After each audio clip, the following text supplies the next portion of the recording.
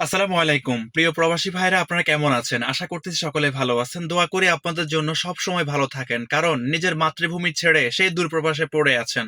কত কষ্ট করতেছেন পরিবারের জন্য। আসলে একটা প্রবাসী যখন আমি রিসিভ করি, তখন প্রবাসী ভাইয়ের মুখ থেকে অনেক কিছু শুনি যে আসলে আমাদের বাংলাদেশি প্রবাসীরা কত কষ্ট করে তার পরিবারের জন্য। আসলে আমি কখনো দেখি নাই, কখনো প্রবাসের মাটি কি জিনিস, প্রবাসটা আসলে কি জিনিস আমি সেটা বুঝি নাই। তবে আজকে অনেক মনে অনেক কষ্ট নিয়ে কিছু কথা বলতে আসছি আপনাদের মধ্যে। যদি শুনেন আপনাদের অনেকের উপকার হবে, আমারও একটু উপকার হবে।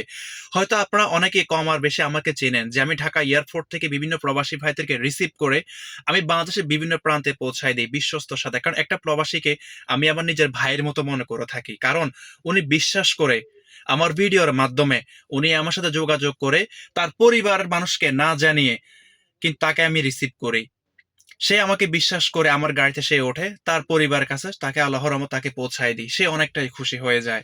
তো প্রিয় প্রবাসী ভাইরা, আপনাদের উদ্দেশ্যে বলতেছি, আপনারা অনেক প্রবাসী ভাইরা আছেন যে আমার সাথে যোগাযোগ করেন 1 মাস আগে, 20 দিন আগে, 25 দিন আগে, 15 দিন আগে যোগাযোগ করেন, কিন্তু আজকে কি বলবো যে সব প্রবাসী কিন্তু একরকম না, কিন্তু কিছু কিছু প্রবাসী আপনারা এমনটা করে থাকেন। আমাকে 20 দিন আগে ঠিক করে আসার 2 দিন আগে আপনারা আমাকে মানা করেন যে ভাই, মনে কষ্ট নিবেন না, আমার পরিবারের মানুষ, পরিবারের সদস্যরা ওরা এয়ারপোর্টে আসতে চাচ্ছে, ওরা আমাকে না জানিয়ে ওরা গাড়ি ঠিক করছে।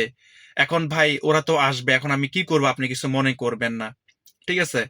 মানে উনি রিকোয়েস্ট করে আমাকে বারণ করে। কিন্তু দেখেন, এই যে 20 দিন আগে আপনি আমাকে ঠিক করে রাখলেন, আপনি যেই তারিখে আসবেন ওই তারিখে কি আমার আর কোনো প্রোগ্রাম আসে নাই? ভাই একটা হলো তো প্রোগ্রাম আসছে, কিন্তু আমি জানি আপনি আসবেন। আপনি না এসে, আপনি তো আসতেছেন কিন্তু এখন আপনার পরিবার আপনার জন্য গাড়ি নিয়ে আসবে, কিন্তু আমাকে মাঝখান দিয়ে বারণ করে দিলেন। কিন্তু ভাই আমার ক্ষতিটা করে আপনার কি লাভ হচ্ছে বলেন? কিন্তু তবু কিন্তু আমি আপনাদের কাছ থেকে কোনো ক্ষতিপূরণ চাচ্ছি না।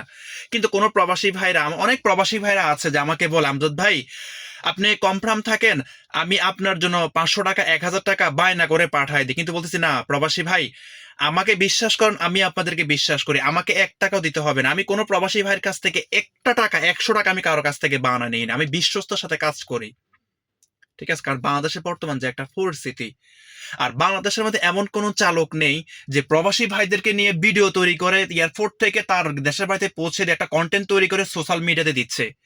সেই প্রবাসী ভাইরা তারা দেখে তারা অনেক উপকৃত হচ্ছে, ঠিক আছে? তো আজকে এমন একটা বিষয়, একটা প্রবাসী, যে প্রবাসী ভাইটাকে নিয়ে আমার এই ভিডিওটা, এই প্রবাসী ভাই হয়তো সে দেখবে আমার ভিডিওটা, সে বুঝতে পারবে।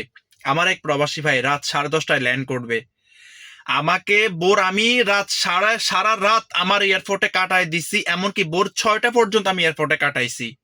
ওই প্রবাসী ভাই ল্যান্ড করছে, নামছে, কিন্তু দিন শেষে আমার সাথে কোনো কন্ট্রাক্ট না করে সে অন্য একটা গাড়িতে করে চলে গেছে, যে গাড়িটা তার এলাকার গাড়ি ছিল।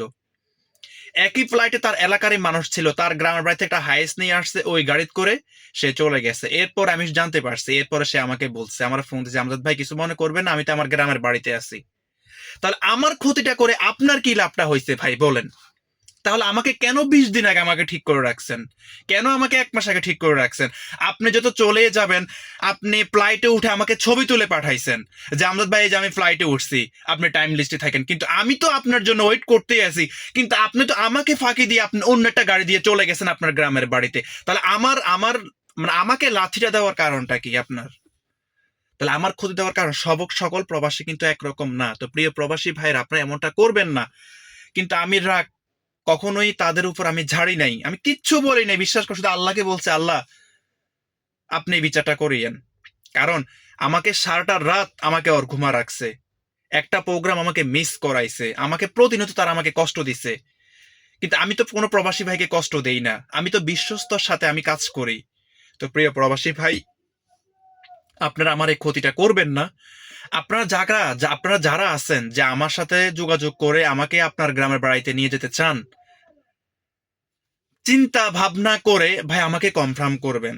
আমি কিন্তু 1 টাকা আপনাদের কাছ থেকে নেই না। ফ্লাইট মিস হয়ে যাওয়া, ফ্লাইট ডিল হয়ে যাওয়া, এটা হচ্ছে অন্য সাবজেক্ট, এখানে কোনো আপনার কোনো হাত নাই। কিন্তু ভাই আপনারা আমার ক্ষতি করিয়েন না।